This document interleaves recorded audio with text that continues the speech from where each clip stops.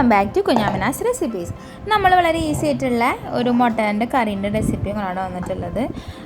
അപ്പോൾ അതിനായിട്ട് നമ്മൾ ആദ്യം ഒരു കുക്കറിലോട്ട് ഒരു 4ഓളം സവാള ചെറുതായി അരിഞ്ഞത് ഇട്ടിട്ടൊന്ന് വഴറ്റിയെടുക്കുക. അതിലേക്ക് നമ്മൾ ഒരു 3 തക്കാളി ഇട്ടിട്ട് അതും വഴറ്റിയെടുക്കണം. കൂടെ കുറച്ച് പച്ചമുളക് ഇട്ട് കൊടുക്കുക.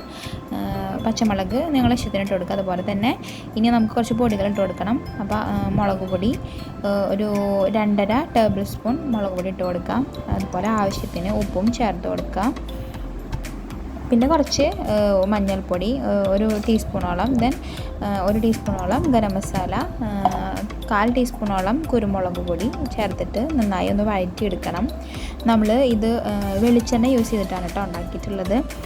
ദെൻ നമ്മൾ അല്പം വെള്ളം കൂടി ഒഴിച്ചിട്ട് അതൊന്ന് കമ്പൈൻ ചെയ്തെടുത്തതിന് ശേഷം ഒരു കുക്കറിന് മൂടിയിട്ടിട്ട് ഒരു വിസിലിന് അതൊന്ന് നമ്മൾ വേവിച്ചെടുക്കുക. ആ ഒരു സമയം കൂടെ നമ്മൾ മുട്ട പുഴുങ്ങി വെച്ചത് ഒന്ന് എണ്ണയിലിട്ടിട്ട് ഒന്ന് അപ്പുറം ഒന്ന് മറിച്ചിട്ടുണ്ട്. അതിന് മുകളിൽ ഞാൻ കുറച്ച് മുളക് പൊടിയും ഉപ്പ് വെതറിയിട്ടുണ്ടായിരുന്നു കേട്ടോ. മുട്ട പുഴുങ്ങിയതിൻ്റെ മുകളിൽ സ്ലൈസ് ചെയ്തിട്ട് അത് നമ്മൾ ഈ കുക്കറിൽ വിസിൽ ചെയ്ത മസാലയുടെ മുകളിൽ വെച്ച് കഴിഞ്ഞാൽ നമ്മളുടെ ഈസി ആയിട്ടുള്ള മുട്ടൻ്റെ കറി ഇവിടെ തയ്യാറായിട്ടുണ്ട്. വളരെ ടേസ്റ്റി ആയിട്ടുള്ള ഒരു കറിയാണിത്. ഇത് ഞാൻ ടൊമാറ്റോ റൈസിൻ്റെ റെസിപ്പി കഴിഞ്ഞ ദിവസം ഇട്ടിട്ടുണ്ടായിരുന്നു. അതിൻ്റെ കൂടെ കഴിക്കാനായിട്ട് ഉണ്ടാക്കിയ ഒരു കറിയായിരുന്നു.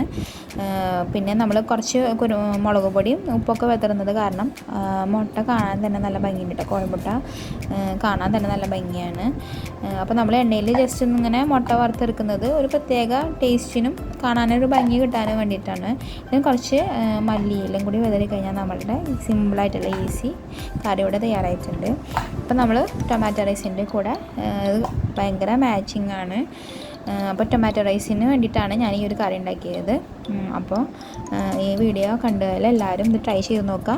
ഇഷ്ടമായാൽ ചാനൽ സബ്സ്ക്രൈബ് ചെയ്യാൻ ആദ്യം മറക്കരുത്. പിന്നെ ലൈക്ക് ചെയ്യാനും ഷെയർ ചെയ്യാനും, പിന്നെ നിങ്ങൾക്ക് ഇഷ്ടമായാൽ നിങ്ങളിത് ഉണ്ടാക്കിയാലും ഒക്കെ കമൻറ്റ് സെക്ഷനിൽ അറിയിക്കുക.